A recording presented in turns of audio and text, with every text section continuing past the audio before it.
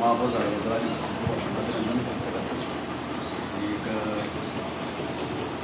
जळगाव शहरासाठी आपल्या आगामी काळातल्या काय संकल्पना असतात आणि त्यांच्या अपेक्षा वगैरे काय असतात?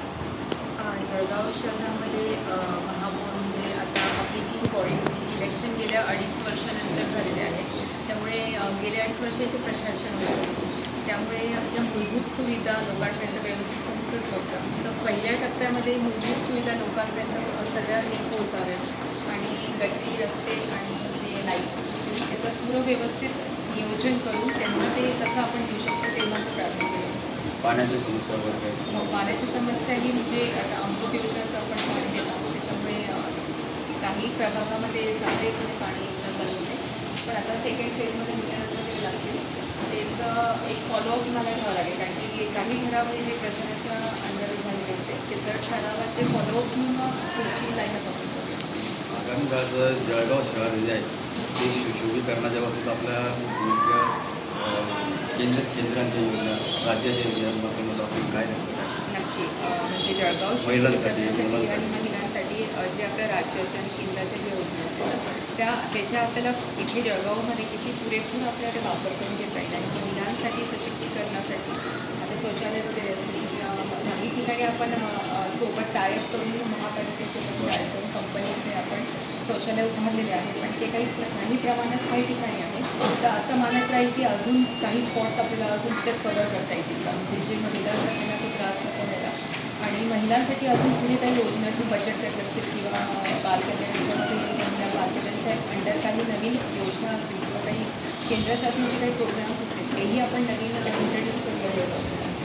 महापौर म्हणून आपल्याकडे जर पहिले बेरोजगार उद्योजक व्यवसाय त्यानंतर जे लहान व्यवसाय याच्यासाठी आपल्याला काय नाही नक्की ह्यावेळेस मी जसं नेहमी सांगते की आम्ही महापौर म्हणून आणि आमच्या आता महापालिकेतले जे नगरसेवक आहेत त्यामध्ये ह्या वर्षी खूप नवीन आणि युवा लोकांचं नेतृत्व हे जास्त झालेलं आहे.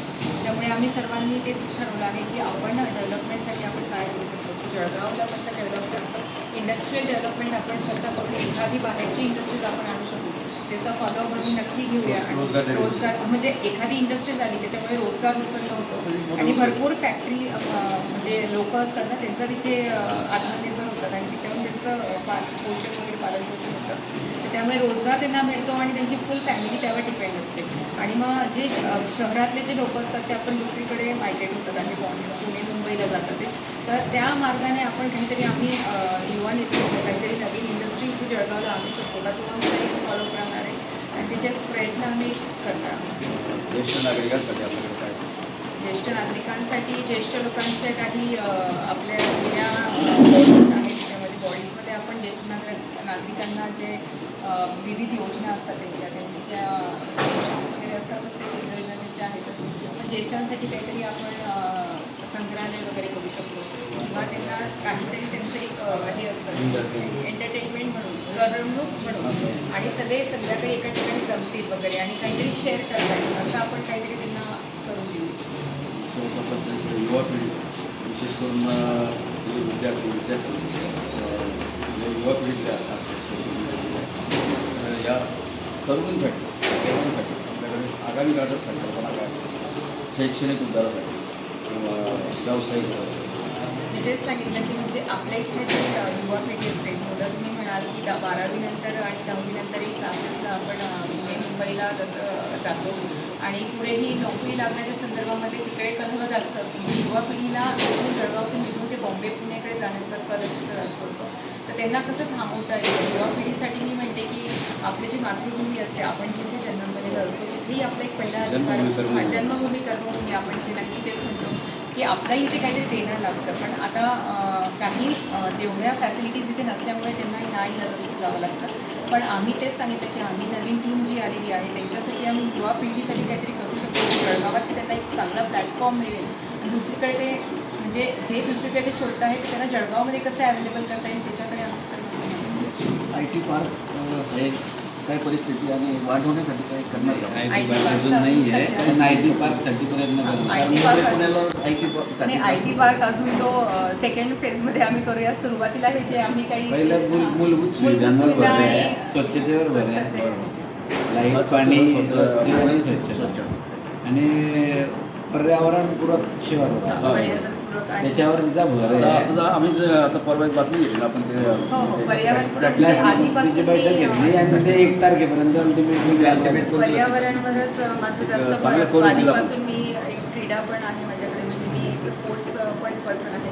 त्यामुळे आमचं जास्तीत जास्त आम्ही सायकलिंग ग्रुप आहे, रनिंग ग्रुप आहे, त्या माध्यमातून आम्ही खूप जिथे जात असतो तिथे आम्ही झाडांना पाणी सोबत घेऊन जात असतो.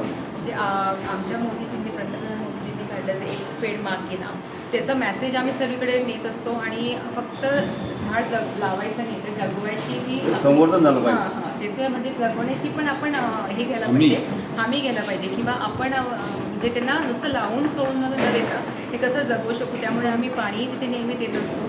आणि पर्यावरणासाठी एक महत्त्वाचा निर्णय मी आता घेतला आहे की प्लास्टिक बंदी, जी आपण पिशवी वापरतो प्लास्टिकची, ही डिकम्पोज होत नाही आणि ती तशीच वातावरणामध्ये राहते आणि गायींच्या पोटीमध्ये, जनावरांच्या पोटीमध्ये जाते आणि डिकम्पोज न झाल्यामुळे अशीच बातमीच्या पडून माध्यमातून सांगितलं तुम्ही राहते. सगळं. त्यामुळे ते सर्व हे होतं. तर त्याच्याबद्दलही ती मोहीम ठेवली आहे 1 मार्चपासून प्लास्टिक बंदी.